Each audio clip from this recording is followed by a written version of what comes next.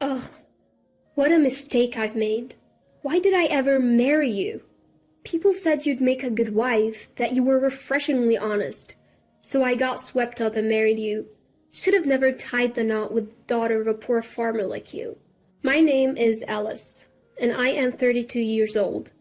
I've been married to my husband, Bruno, for 3 years, and for the past year, I've been hearing this sort of talk from him every day. We both work at the same company. Bruno joined a year before me. Our company is a general trading business, and lately we've been focusing on the food sector. We introduce and broker new ingredients and food products, department stores, and supermarkets. That's mainly what we do. Bruno and I hit it off at a company party. Maybe it was the drinks, but we were cheered on by those around us and started dating soon after. He was kind, sociable, and always had me laughing. I thought a life married to him would be filled with joy, so we got married after a year of dating. Bruno's parents had already passed away, but my parents are still living and run a small farm in the countryside. I was a child born to my mom at 39 and my dad at 41, after they'd been married for 10 years. So when I got married, my mom was already 68 and my dad was 70. Both were thrilled about my marriage. Bruno was initially very helpful around the house, and we often went out for meals together, enjoying each other's company. However, about a year ago, Bruno's behavior started to change dramatically. He began complaining about everything I did, and our outings together stopped. Although I had doubts about staying with him, I thought of the kind Bruno I'd known when we got married and hoped he'd revert back to that. Plus, I didn't want to worry my parents, who are already over 70, so I held off on divorce. If only your parents had more money, then maybe I could have benefited from this marriage too. They're useless. They'd be better off as fertilizer in a field. Hey, that's way over the line. We're talking about my parents here. I say it because they're your parents. This marriage was totally pointless. I can endure any insults about me, but I can't stand him talking about my parents that way. Though they're considered elderly, they still work hard at farming, sending us delicious vegetables and produce all the time. For me, they are more than just invaluable. They're my lifelines. Compared to my friends' parents, mine are significantly older. That always concerned me. However, I'm truly grateful to my parents who always had me in their thoughts and took great care of me. I've always loved my parents deeply. I've been biting my tongue to keep from upsetting them, the very parents who were thrilled about my marriage. Even after that, Bruno kept bad-mouthing my parents almost every day. I was just about to hit my breaking point when Bruno brought up divorce. You know, being married to someone poor like you, there is no advantage for me. I don't want to waste my life anymore. I get it, then it's fine. I had no energy left to argue. I might worry my parents, but I don't want to be with this person anymore.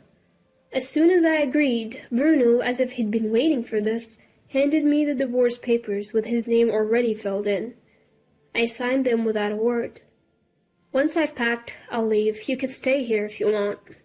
Is that okay? Yeah, but change the name on the lease. I don't want to keep paying the rent. I understand. But I decided to move too. Staying alone in a place where I'd lived with Bruno felt wrong, and I wanted to sort out my feelings and start fresh. And so, our divorce was finalized. We still work at the same company, so there is a bit of awkwardness when we see each other. But working in different departments turned out to be a blessing in disguise. When I told my parents about the divorce, they looked a bit sad. Still, they said, "If that's what you've decided, then it's okay. You're the one living your life," was all my parents had to say. Their kind words felt like a lifeline. Being divorced after an office marriage did make me self-conscious, but no one said anything. And with Bruno's verbal abuse gone, I felt relieved. Being alone made me realize how much I'd been holding back. I truly felt it was good that I got a divorce. So, this happened one fateful day. I had some work to attend to in the department where Bruno was. On my way there, I happened to overhear a conversation Bruno was having with a colleague in the break room. "Man, you really hit the jackpot, huh? She's the heiress to prime supermarkets, right? She's totally into me." Can't believe you've been keeping this a secret from your wife for a whole year. Well, I had to be careful. Last thing I wanted is to be slapped with alimony.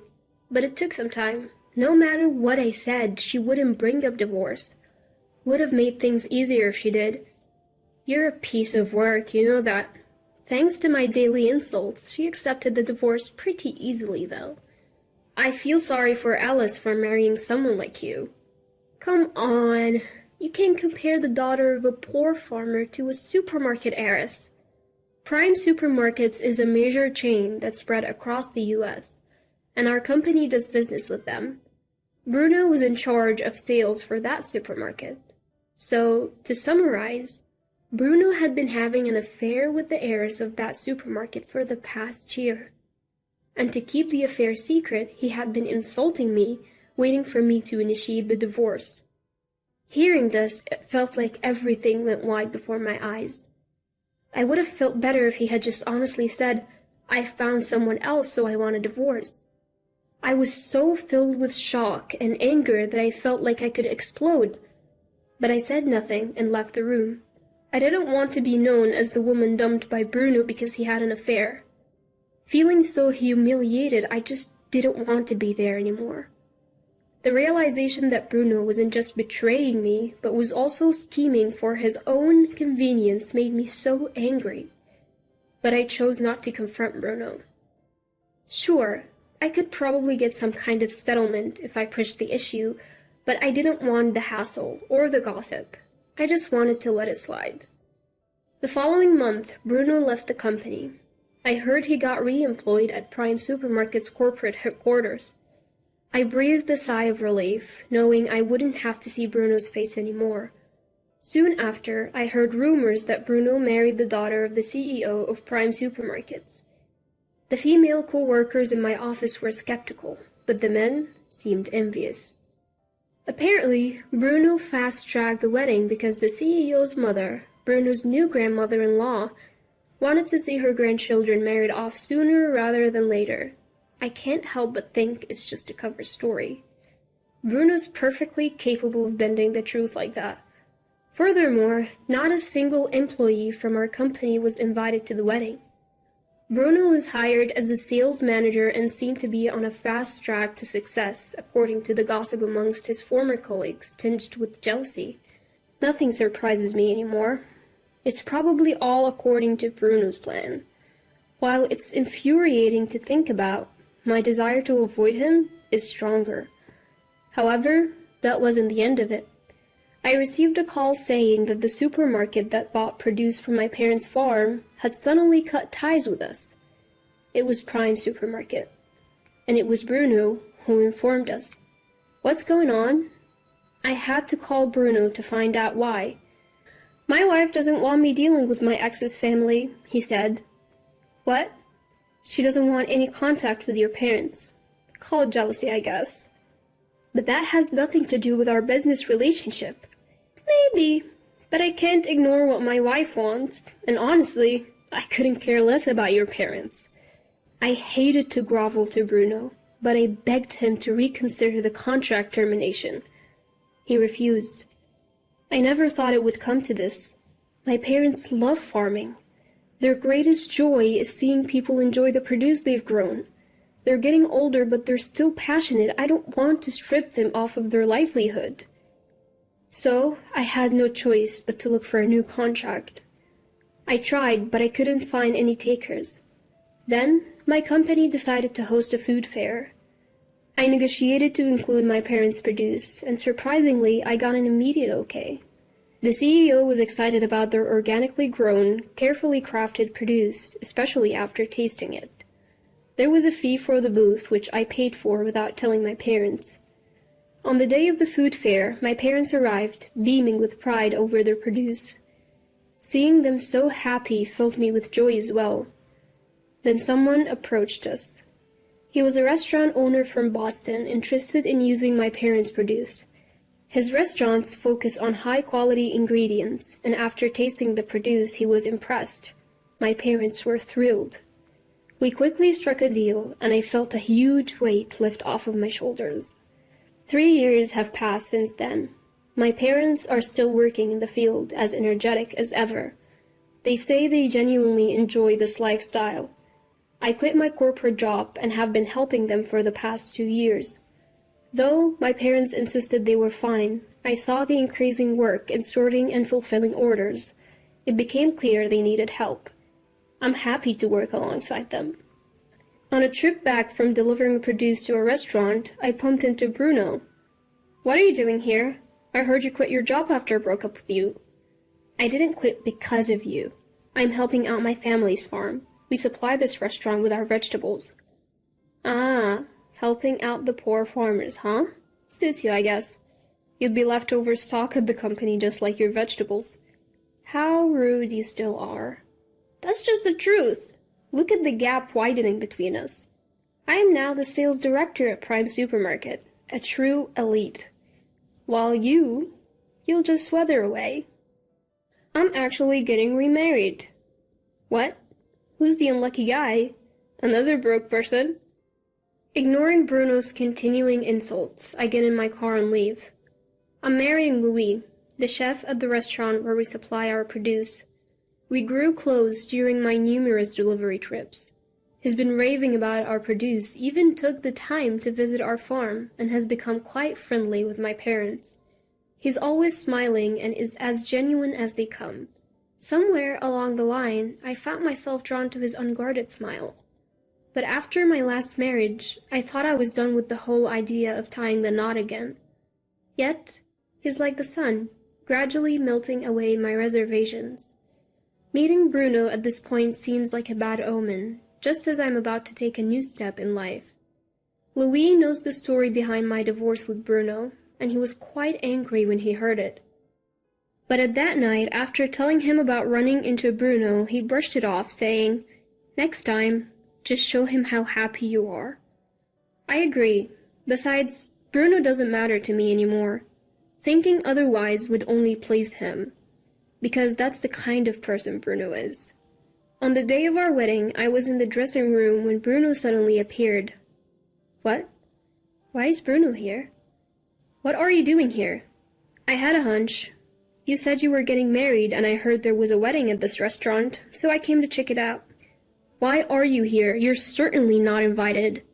"I wanted to see this poor wedding of yours." "What?" "I'm just curious to see who the pathetic woman that I dumped is marrying. Though, he'll definitely be less than me." "Your taste is truly terrible." I couldn't help but feel pathetic, wondering if I had really married such a lowlife. At the same time, looking at Bruno's smug face in front of me, I felt grateful we had broken up. "What's the matter? Cat got your tongue? Show me this new husband of yours already." Just as Bruno spoke with delight, Louis and his parents walked in. "Alice, are you ready?" "Huh?" Seeing Mortimer, Bruno went pale instantly. "Why are you— Ah, Mortimer! You know him?" The moment he heard that, Bruno started trembling, losing all composure. Mortimer, too, looked at Bruno as if just recognizing him. "Oh, you must be— Alice, do you know this gentleman?" Yes, actually." "Is this perhaps Alice's ex-husband?" Well, you see, you. I've heard about the ex-husband from my son, but you're him?" Well, Mortimer, you know this guy." As a matter of fact, Mortimer is the CEO of a major department store. The Prime Supermarket where Bruno works is about to be acquired by Mortimer's department store. It appears the supermarket isn't doing well, and it's been decided it will become a subsidiary of Mortimer's department store. I might have known about this if I were still working, but I had quit 2 years ago, so I had no idea. But why is Bruno here at his ex-wife's wedding? Alice, did you invite him? No way! He crashed it, saying he wanted to see Poor's wedding. I see. Well, you see, there is a reason. I'd love to hear the reason. That is, can't believe this Bruno is you. Never knew you were such a low-class guy. Mortimer spoke in a calm tone, but the low pitch of his voice conveyed his anger. It was the first time I had ever heard Mortimer sound like that. I've known him as a mild-mannered person ever since Louis introduced us over a year ago. But now, facing off against Bruno, he emanated the authority of a CEO of a large corporation, making Bruno look insignificant. What kind of supermarket owner would want a son-in-law like this?